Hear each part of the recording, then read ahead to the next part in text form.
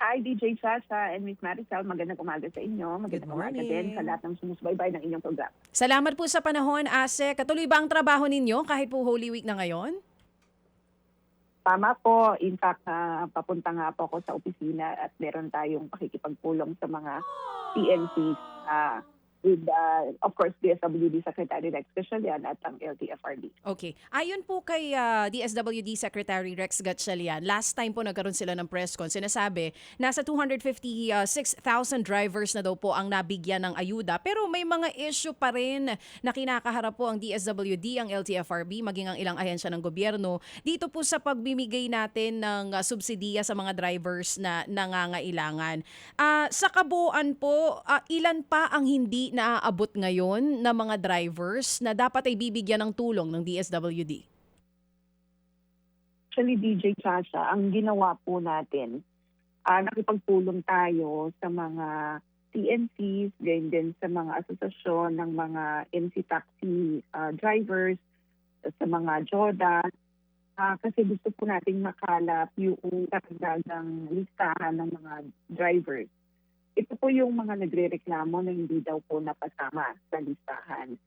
At ang ginawa nga po natin since Monday ay nagkumpara tayo ng notes na kung saan pinakita natin na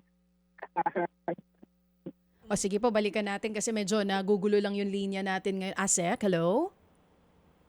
Ayun, nawala. Ayusin Balikan muna natin. natin. Oo. So tuloy nga ang trabaho nila, no? Hindi, at saka gusto rin kasi nating malaman, may sinasabi kasi si Sec Rex Gatchalian na kaya daw hindi nabigyan ng ayuda yung ilan doon sa mga MC taxi drivers natin. Kasi yung mismong operator yung nagtatago daw ng mga pangalan.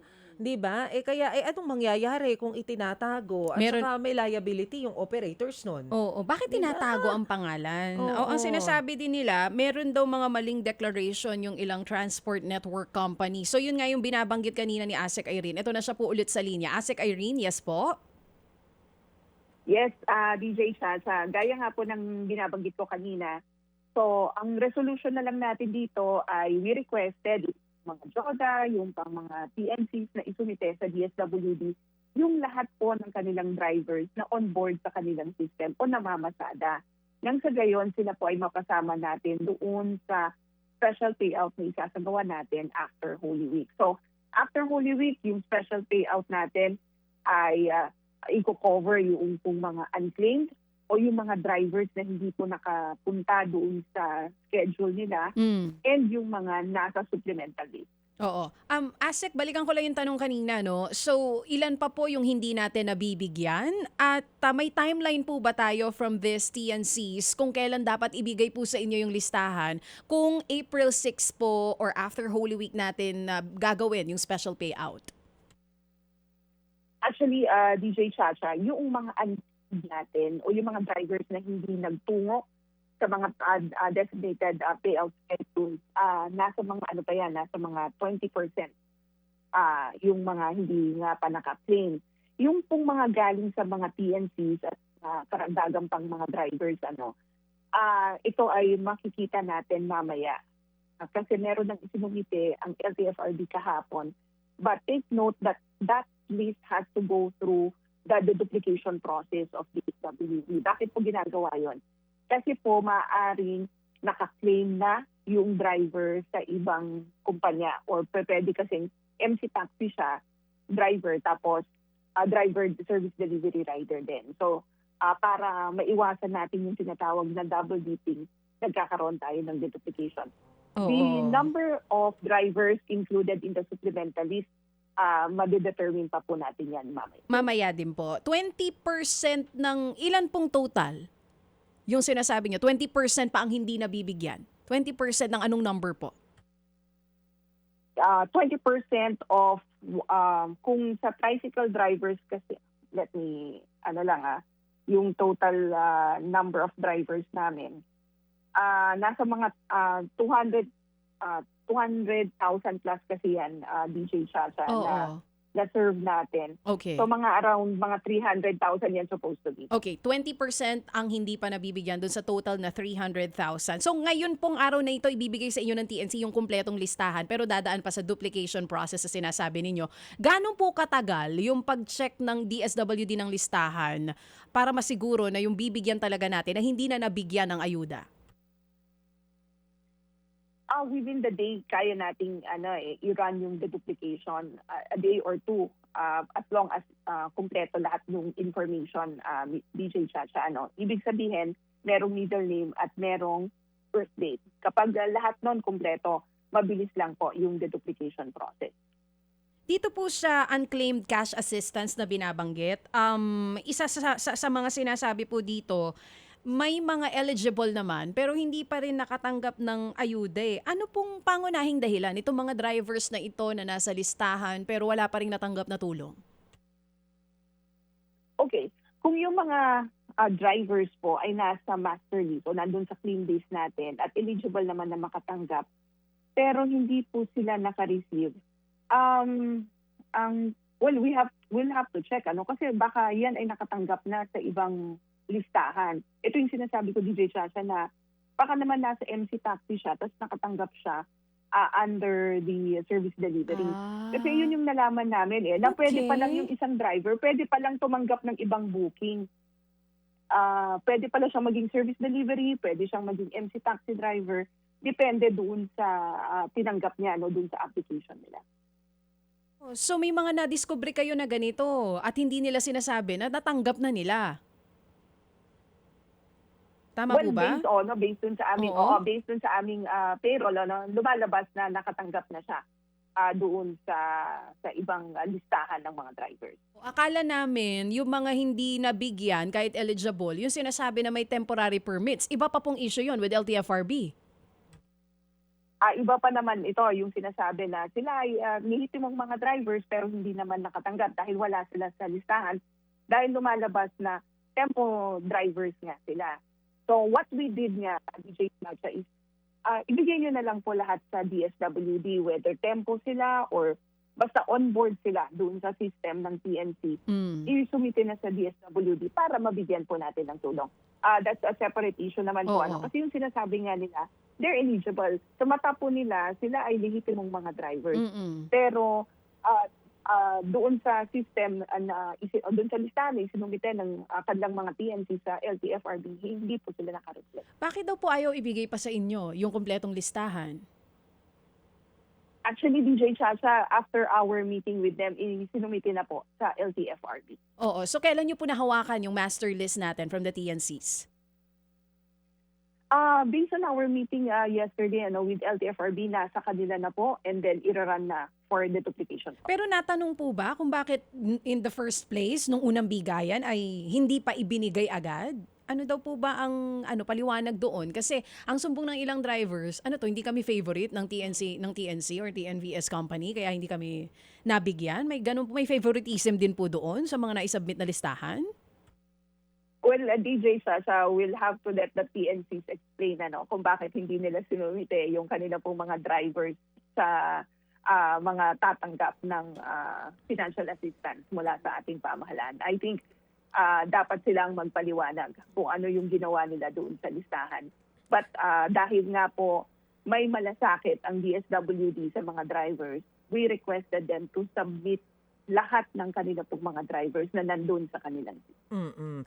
Magandang umaga po, Asek. Si Maricel po ito. Balikan ko lamang po yung sinasabi ninyo kanina na meron pong mga supposedly ay beneficiaries na doble yung entry sa listahan. Pero ito pong mga drivers na ito, hindi pa naibigay yung kanilang mga ayuda dun sa ikalawang entry. O ibig sabihin, may ilan ba sa kanila na nabigyan ng 2 beses na? Maricel, that's the reason why we required physical presence. Kasi sa pamamagitan po nun, malalaman namin kung yung driver na yon ay una, buhay pa, nandito pa, or sila ay kabilang din doon sa ibang listahan. Because we have a means naman of verifying kung naka-receive na siya. Kasi meron din kaming ginagamit na parang application. So definitely, hindi siya makakatanggap. Halimbawa, sabi niya, MC taxi driver ako eh. Pero hindi ako binigyan ngayon. Kasi nga, nakita namin sa system na na-serve na siya under service delivery rider. So definitely, hindi siya makakatanggap. Ayun. So, definitely, hindi siya makakatanggap ng 2 beses. Kaya ako naitanong niya, kasi paano kung 2? Ipapasoli pa dun sa driver. Kawawa naman din sila. Ano po? So, wala naman palang ganong insidente. Yes, Maricel. Opo. And the system nga is talagang checking kung mayroong mga duplicate entries. Pero meron din pong nabanggit si Secretary Rex na yung daw ilang mga MC taxi, kaya wala daw sa listahan, dahil yung mismong operator, yung hindi nagsama sa kanila na mga pangalan, itinatago raw sila. Ano po ang nangyari dito? Ito naman yung isa sa mga pinag-usapan namin kahapon with the association ng mga MC taxi drivers. Merong pong mga kumpanya na hindi nagsumite ng kanila pong mga listahan. Meron din namang pong kulang, hindi nga po rineflect lahat ng mga drivers sa kanilang system. So again, ang ginawa natin is nakipagtulungan na tayo sa mga asosasyon na sabi natin, lahat po ng inyong mga miyembro, isumitin nyo na rin sa LTFRB. Nang sa gayon, mabuo natin yung ating master list at wala ngang maiiwanan. Kaso ang problema po dito, mukhang itinatago nila kasi lagpas-lagpas na daw doon sa quota ng backride type ng operation. So kung ganun po yung nangyayari, paano natin malalaman anong dapat gawin ng mga drivers para makatanggap pa rin sila kung yung mismong operator yung nagtatago sa kanila? Well, yan yung that's the reason why pinapakita natin na nakikipag-usap tayo sa kanila pong mga leader, sa kanila pong mga asosasyon so that sila po mismo magtungo sa kanila pong mga grupo at sabihin na dapat kami ay mapasama dito sa listahan na isinusumitin nyo sa DSWD. And batay naman dun sa ating pakikipagpulong, halimbawa kay yung sa MC Taxi Association kahapon, sabi naman nila tutulong sila sa DSWD because gusto naman din talaga nila mabahaginan ng tulong yung kanila pong mga miyembro. So hindi po pwede na yung mismong driver yung dumiretso sa DSWD? Na parang, hindi tinago ako eh. Well, yes, kasi kinakailangan na sumiti nga sa LTFRB, at kailangan idaan natin sa proseso. Kasi ang ginawa na nga ng DSWD, pumunta na kami sa mga, may mga ginawa na kami ng mga help desk, na kung saan kami na pumunta din sa mga LGU, nag-set up ng LTFRB, nag-set up na ang DSWD. Pwede naman po silang pumunta doon at sabihin na ito, hindi po ako naipasama, hindi ko nakita yung pangalan ko, pwede pang ilagay ninyo ako. So pwede naman yan kasi LTFRB representatives are there, are present doon sa mga help desk na nilagay po natin. Okay. Yung sinasabi po ninyo, ASEC, na after Holy Week ay sisimulan ulit yung special payout para dun sa mga hindi pa nabigyan. Meaning next week, magre-resume agad. That's correct. Mag-re-resume na po tayo sa pamamahagi ng tulong. Magkakaroon tayo ng mga special payouts.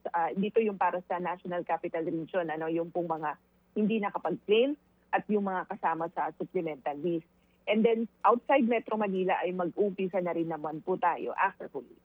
At yung magiging venue po para dito sa special payout, pareho pa rin po yung mga dapat puntahan nitong mga drivers na hindi nakatanggap. Actually, TJ Chacha, napag-usapan nga yan kahapon na sabi namin na supposed to be isang payout venue na lang para sa lahat. And then may mga request yung mga drivers na baka naman pwedeng merong north, south, east, west. Kasi hindi naman daw pwede. Mahihirapan din naman daw yung driver na manggagaling sa south na magtutungo sa, sabihin natin, sa Quezon City para i-claim yung kanyang financial assistance. Kasi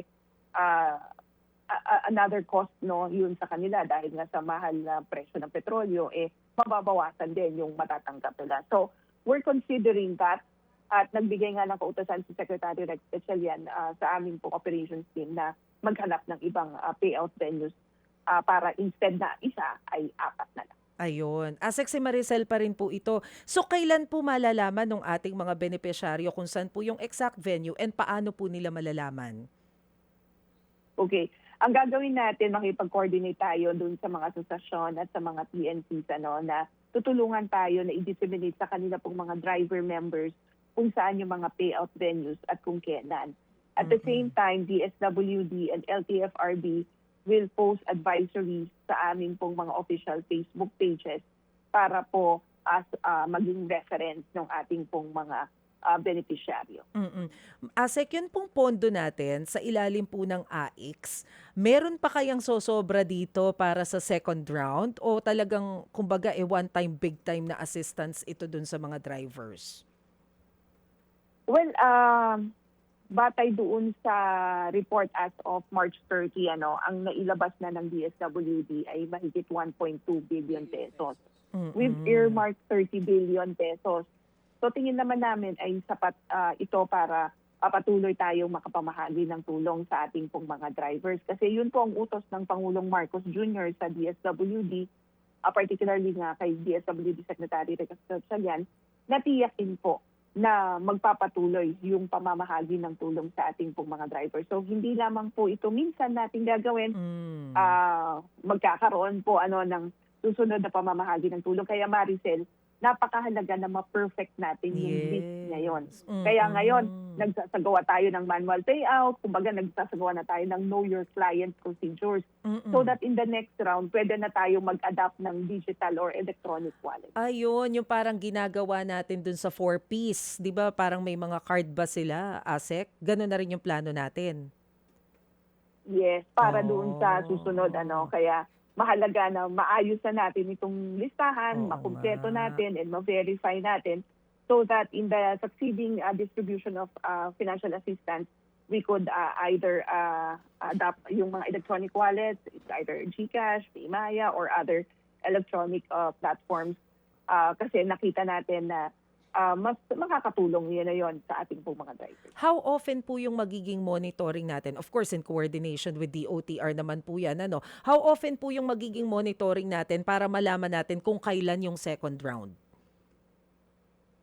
Of course, mapag-uusapan yan ng iba't ibang mga ahensya ng pamahalaan kasi kung makikita natin, yung ibang agencies of the government ay nagpo-provide din ng assistance.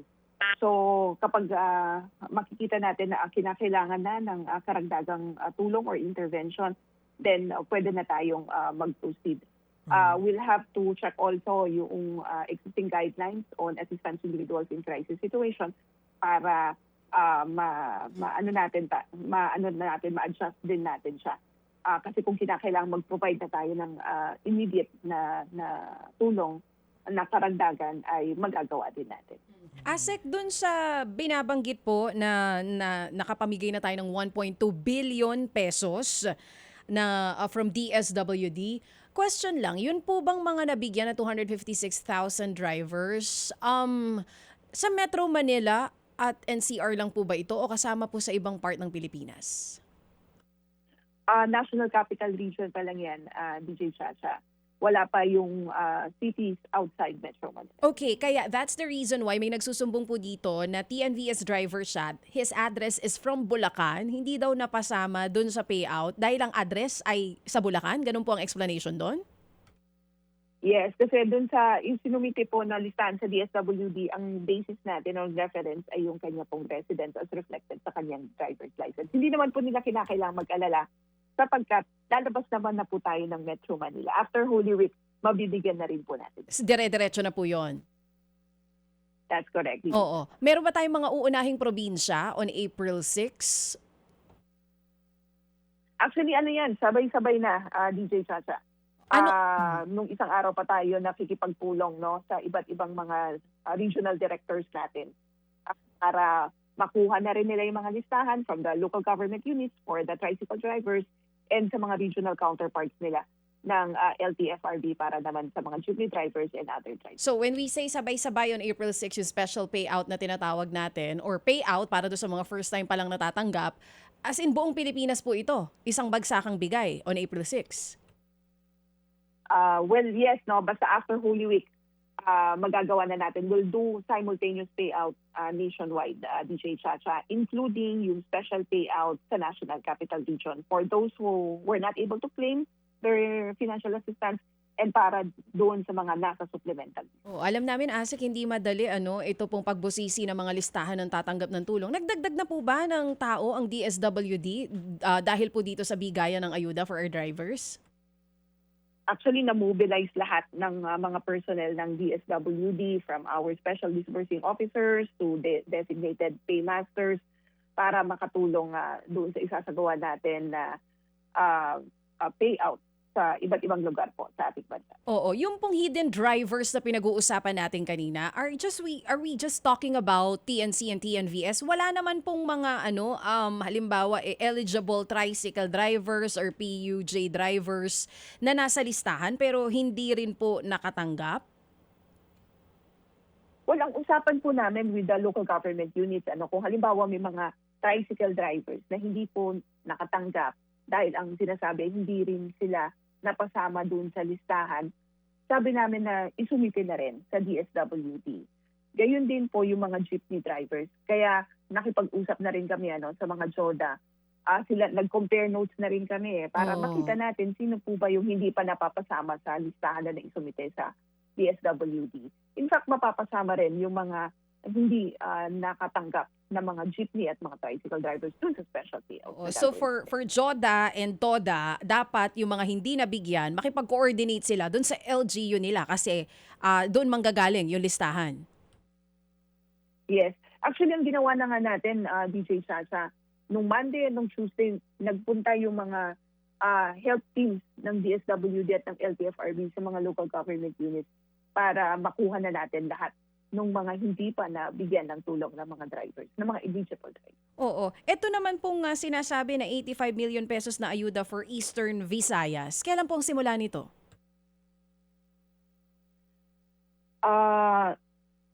Sorry, DJ Chacha, this is Eastern Visayas? Yes po. Meron pong balita na sa Eastern Visayas, maglalabas din daw ang DSWD ng halos 85 million pesos na ayuda para po sa, under AIX din daw po ito, ang target na mabigyan, nasa 10,000 drivers daw po dun sa 7 lungsod dun sa Eastern Visayas.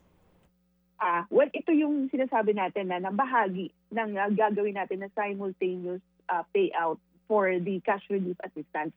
Kasi sabi ko nga, lahat na po ng aming mga field offices ay nabigyan na ng instruction na kunin yung mga listahan from the LGUs for tricycle drivers at yung LTFRB regional offices para naman sa jeepney drivers at iba pang mga drivers na sakop doon sa kanilang nasasakupan nung kanila pong mga lugar. Opo. So yan, naghahanda na sila. So that will be after Holy Week na rin. Oo. Asek, doon po sa pamimigay natin ng ayuda sa mga probinsya, wala na po tayong schedule halimbawa na isa-isa for jeepney drivers, for tricycle. Pag nagsimula yung payout, sabay-sabay po ang lahat ng drivers? Ganun po ba yung gagawin? Actually, DJ Chacha, depende rin yan dun sa bilang kasi ng mga isuserve natin ng mga jeepney or tricycle drivers. In some areas, malaki yung bilang ng mga tricycle drivers. So baka hindi rin kayanin ng isang araw. So ang magiging strategy ng field office natin ay schedule din po sila. Parang yung ginawa natin sa Metro Manila na inuna yung mga tricycle drivers and then isunod yung mga jeepney drivers. Mapapansin nyo sa iba't ibang lugar kasi sa ating bansa ay magkakaiba rin yung bilang o yung concentration ng mga transport drivers. Groups natin. Oo. So, ang malinaw, kung dun sa area nila, kakaunti yung drivers, pwedeng sabayan. Pero kung marami, meron ding payout per day, payout schedule per day sa mga transport sector po natin. Asek, kanina kasama po namin ang grupo ng Pamalakaya. I know this is for Department of Agriculture. Pero last time kasi nung kausap namin kayo ni Manong Ted, ang binabanggit ninyo, since AIX fund naman po yung gagamitin dito, baka pwede talaga nating matulungan yung mga kapatid natin who are in crisis situation. Nabanggit po kanina nung kausap namin from Pamalakaya na meron daw mga mangingisda na ang kinikita na lang sa isang araw ay 65 to 100 pesos. Merong mga iba na isang buwan na hindi pumapalaot. Pwede ba sila? Eligible ba sila na tumanggap ng tulong under DSWD? Well, first, DJ Chacha, alam natin na meron pong ipinoprovide ang Department of Agriculture na tulong pinansyal din. But sabi ko nga po, kung kinakailangan po na i-assess natin sila for assistance individuals in crisis situation dahil sumasailalim sila sa matinding krisis, ay maaari naman po silang magtungo sa aming crisis intervention unit. Oo, pwede dun sa ibang unit, not with the fuel subsidy program na ginagawa ng DSWD ngayon.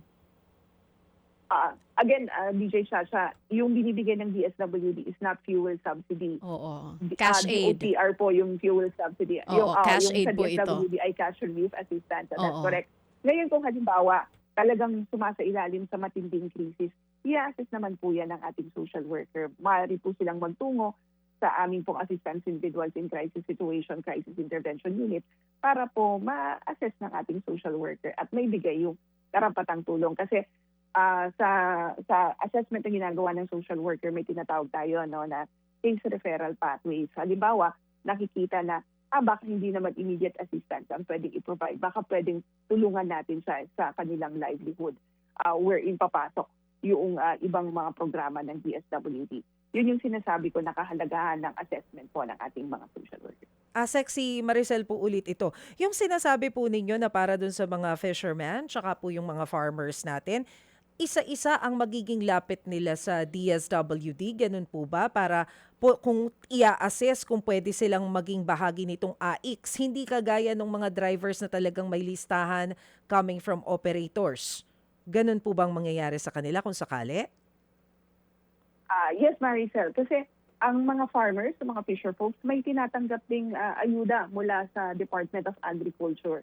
Yan po yung alam natin na intervention din. Kasi sabi ko nga, nagtutulong-tulong po lahat ng ahensya ng pamahalaan para po yung mga existing programs and services natin ay magamit para matulungan ng iba't ibang sektor sa ating dito. We understand that, ASEC, and alam din naman po natin that we have limited funds. Pero I wonder, bakit po kaya yung mga drivers, aside po dun sa AIX from DSWD, meron din naman silang fuel subsidy from DOTR. Pero ano po kaya ang nangyari? Bakit po yung ating mga fishermen and farmers, ang nakalaan lamang po talaga na tulong sa kanila ay yung from Department of Agriculture?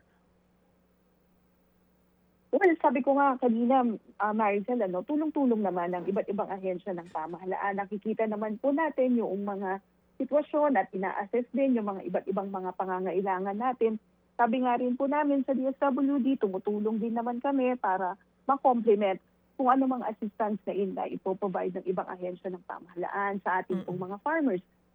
But sabi ko nga, kung kinakailangan pa ng karagdagang tulong, at kasi nakikita natin na talagang in crisis situation yung ating pong mga kababayan na mga magsasaka, ay maaari naman po natin silang ma-assess under the assistance to individuals in crisis. So, other programs in service to the department. So para po dun sa ating mga magsasaka at saka po yung mga mangingisda, ano po yung kailangan nilang dalhin? Baka may mga kailangang katibayan kung sakali po napupunta sila sa DSWD office.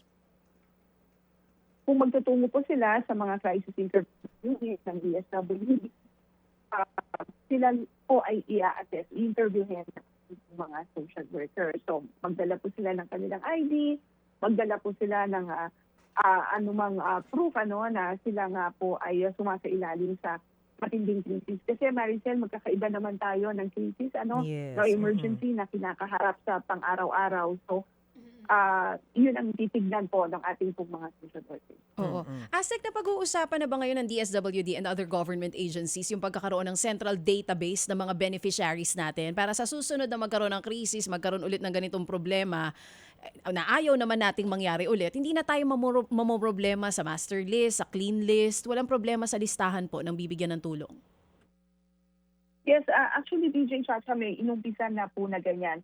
I know that DSWD, PhilSys ay nagtutulungan para nga magkaroon na ng kumbaga parang central there's database. A system that's being yes, there's a system that's being developed para una isa na lang yung database natin, pangalawa matiyak din natin na lahat po ay may national ID para madali na lang yung verification, hindi mo na kinakailangan kumuha pa ng birth certificate sa sa PSA kasi nandun na lahat sa system. Oo. So yan ay kasalukuyang binubuo, DJ Chacha. Oo, gaano pa daw po katagal bago kaya mabuo itong central database natin? Baka kasi dumating na yung susunod na krisis at problema, wala pa rin tayo nito. Susunod na bigayan ng ayuda, ito pa rin ang problema natin.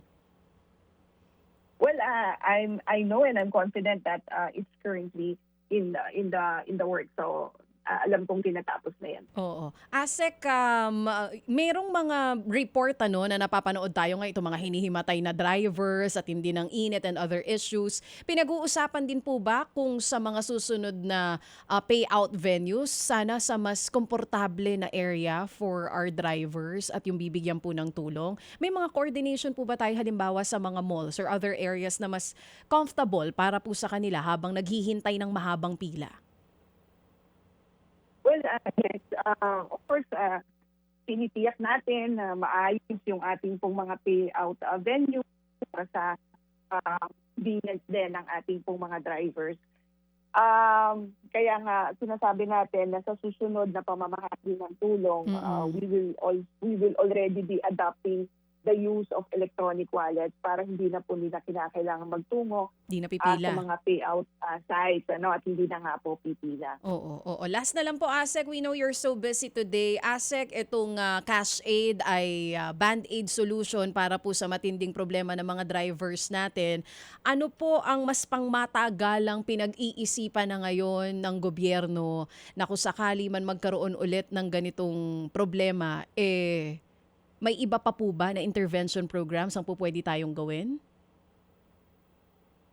Opo, merong mga iba ring pinag-uusapan yung iba't ibang ahensya ng pamahalaan. We understand na araw-araw nga po nagpupulong para doon sa uplift, para nakikita yung iba pang mga livelihood interventions na maaari rin natin na maipatupad aside from the social assistance or the welfare programs and services that we are already extending. Mahalaga naman itong ginagawa natin na pagbibigay ng ayuda kasi nakokosyon yung effect nga ng patuloy na pagtaas ng petrolyo doon sa mahihirap na sektor. Ito kasing alam naman natin na itong mga targeted cash transfers, itong sinasabi natin na ayuda, kasi ito kumbaga parang na-empower din natin, natutulungan natin yung mga mahirap na, yung mga vulnerable sectors na ma-afford din. Ayun, medyo naputol na. Tutulungan itong mga pinakamahirap, itong mga vulnerable. Baka rin kasi lalo silang masadlak sa kahirapan, lalong magwa-widen yung tinatawag natin na inequality. So meron talagang bentahe yung pamamahagi ng mga o pag-extend o pag-provide ng mga social safety nets kagaya nga ng cash relief assistance because again, aside from matutulungan niya yung local markets kasi 'di ba yung purchasing power din ng ating mga kababayan ay napapagbuti. So kumbaga itong social safety net, itong ayuda na i-provide natin ay parang a stimulus to local market efficiency. So maganda rin na meron tayong mga ganitong immediate assistance. But tama ka, DJ Sasha, we're also looking at the long-term solution para hindi naman lalong mahirapan itong ating mga kababayan. ASEC, maraming salamat po sa inyong serbisyo ha. Tuloy nga po ang trabaho ng mga taga-DSWD kahit po ngayon ay Semana Santa na. At kami nagpapasalamat dahil every time kailangan po namin ng mga sagot sa aming mga katanungan, always ready at on the go. Ito pong si ASEC Irene Dumlao. Kumusta niyo po kami kay Secretary Rex? Ingat po kayo. Maraming salamat, DJ Chacha and Miss Marisol. Magandang umaga po sa inyo. Mga kapatid, para sa iba pang mga balita at impormasyon, sundan niyo po kami sa X, Instagram, Facebook at syempre sa TikTok, True Network PH. Mag-subscribe din po kayo sa aming YouTube channel, True Network. May website din po tayo, truenetwork.ph. At pwede nyo rin po kaming mapanood sa Channel 19 ng aming True FM TV. Lagi pa rin makinig sa radyo dito po sa 105.9 True FM dahil ito, laging true sa'yo, kapatid. Ito tayo sa